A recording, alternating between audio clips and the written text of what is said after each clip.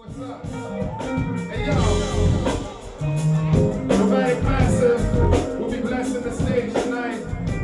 This is a native. The show tonight is just revives some of the classics from the 90s hip hop, more specifically Native Tongues, Bossy. So we're talking about the founding members of like Jungle Brothers, Tribe Called Quest, and De La Soul.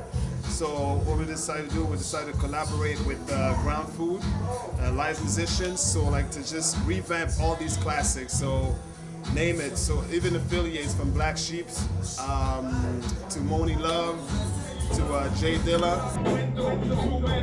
Basically the concept will have, like the title of the night is Nomadic Massive meets Groundfood. So we have Nomadic Massive vocalists and also guests, and everyone will be spitting the original verses, one of the original verse from the classic, and followed by the chorus, and then spit one of their verses just to make it fresh, give it like a neo twist.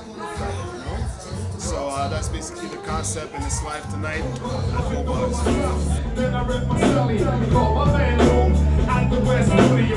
Most likely because the Native Tongues were an American crew, most likely will be English, but since we all rap in other languages, there are some other languages that will be coming in with the personal verses.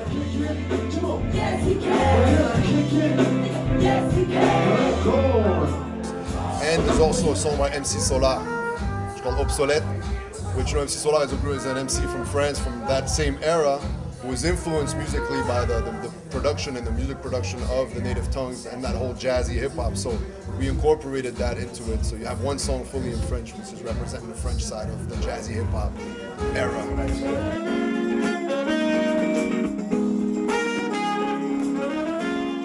I think it's really about hip hop and more bringing together the jazz and the musicality that was out there in the 90s that sometimes is missing today in today's hip hop, no matter what language you're speaking in, you know, production-wise. So I think that was the genius of the idea. I don't think it has anything to do with language per se. It's universal, really.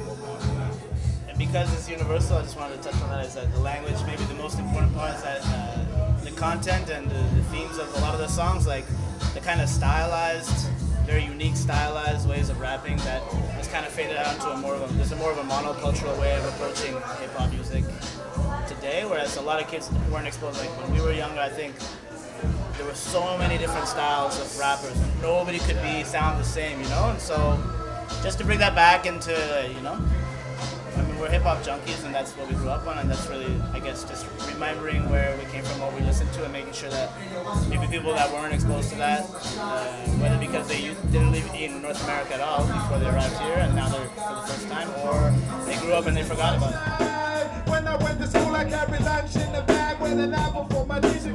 I guess it's probably to bridge, you know, the old and the new, like the new generation who didn't grow up with that music and want to discover that music. You know, it's kind of make it accessible to everybody, and also it's to unite a lot of people with the same mind and being nostalgic a bit, you know, and thinking about these days, and you know, happy to like, you know, share that, you know, what we grew up with, and, you know, to a new generation.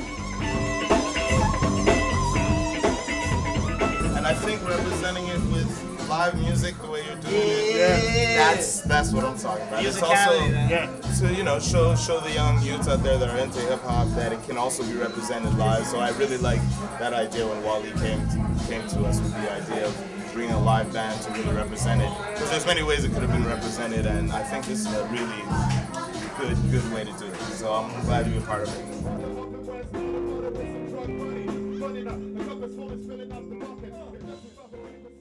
Peace out. Peace.